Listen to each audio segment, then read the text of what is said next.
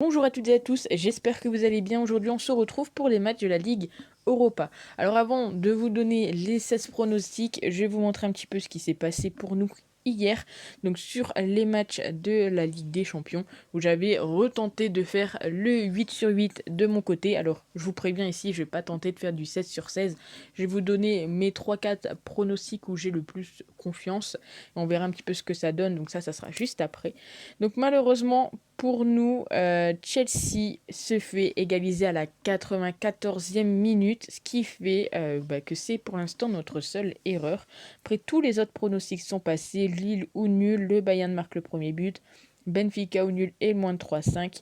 Le match nul entre Salzbourg et Séville, le moins de 3,5 entre Manchester United et les Young Boys. Pardon.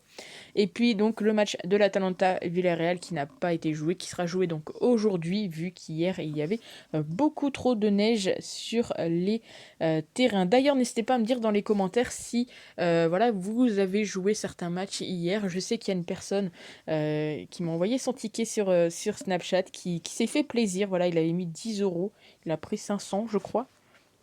Donc voilà, ça fait plaisir de voir que vous encaissez grâce à moi. Et voilà, ça me fait chaud au cœur et ça me permet voilà, de continuer tranquillement. Donc c'est parti pour les 16 pronostics. On commence avec Lyon contre les Rangers. Personnellement, ce pronostic-là, je vais le tenter. Je ne vois pas l'Olympique lyonnais perdre ce match. En plus, ils sont premiers et puis ils jouent à domicile. Donc ça serait voilà, l'une des meilleures façons de confirmer leur première place et de surtout faire pourquoi pas, du 6 sur 6. Donc c'est coté à 1,50. Alors attention tout de même, hein, les Rangers sont deuxième et pourraient potentiellement perdre leur place si le Sparta venait à gagner contre Brøndby, mais ça se jouerait bien évidemment au goal average. Naples contre Leicester, je suis parti sur le but des deux équipes, où là également c'est un groupe assez serré, où ça se joue vraiment à 1 voire 2 points, donc tout peut se faire ici. Je suis parti donc sur le but des deux équipes. Au match aller, je vous rappelle, ça avait fait 2-2. Storm Graz contre Monaco, c'est également un pronostic que je vais tenter de mon côté. Le fait que Monaco inscrit tout simplement le premier but. Real Sociedad contre le PSV Eindhoven, je suis parti sur les deux équipes marques. Le Sparta Prague contre Brøndby, je vous en ai parlé juste avant. Ça va se jouer clairement potentiellement au goal average entre Rangers, le Sparta, tout dépend si le Sparta gagne ou non. Mais dans tous les cas, je ne vois pas un match avec énormément de buts, que ce soit voilà, en Ligue Europa ou dans les championnats. C'est pas forcément là où il y a énormément de buts. Donc le moins de 3,5 buts, c'est à tenter. Même si là, on le sait, ça va jouer potentiellement au goal average. Mais je pense pas qu'il y aura 4 buts dans ce match. Anvers contre l'Olympiakos, je suis parti sur le plus de 2,5 buts, même si Anvers n'a plus rien à jouer. L'Olympiakos, eh bien, quant à eux, peuvent potentiellement prendre la première place en cas de victoire et de défaite de Francfort. En parlant de Francfort, je suis parti donc sur le fait que Francfort inscrivait le premier but contre Fenerbahçe. Alors même si au match aller, c'était Fenerbahçe et surtout Ozil qui avait inscrit le premier but du match. Legia Varsovie contre le Spartak Moscou, je pense que ça peut être un pronostic également à tenter. Entre ces deux équipes, il n'y a pas beaucoup de matchs nuls, enfin, que ce soit en Ligue Europa ou dans leur championnat, c'est pas forcément deux équipes qui font énormément de matchs nuls. Donc Varsovie ou le Spartak Moscou et le moins de 4,5 buts, ça serait un pronostic que je tenterai. D'ailleurs, je vous mettrai mon ticket sur Snapchat, prono-lp, si vous souhaitez voilà, nous rejoindre. Il n'y a pas toujours des combinés, des pronostics, etc. Mais ça peut être sympa. On passe au match de 21h avec West Ham qui reçoit le Dynamo Zagreb. Alors West Ham, ils sont sûrs d'être qualifiés, donc il se peut qu'il y ait des changements dans la composition des équipes. Donc attention à ça. Là, j'ai mis Antonio et Yarmolenko, mais s'ils ne sont pas titulaires, voilà, n'allez pas jouer ce pronostic.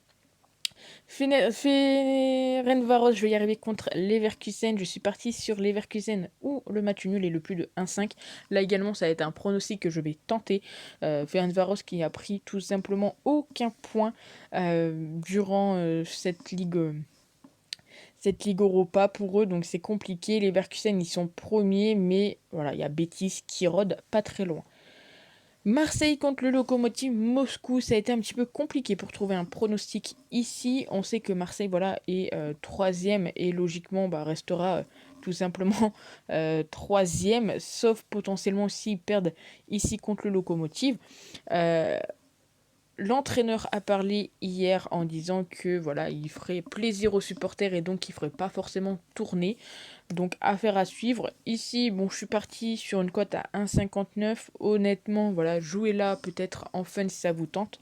Mais voilà, un but dans le dernier quart d'heure. C'est coté donc ici à 1,59. La Lazio contre Galatasaray, un match qui peut être très sympathique à regarder dans le sens où c'est le premier contre le deuxième. Et en cas de victoire de la Lazio repasserait première et Galatasaray serait donc deuxième. Donc je suis parti sur un match à but, le plus de 2,5 buts. C'est coté ici à 1,54. Alors au match aller, il y avait eu seulement 1-0. Donc attention à ça.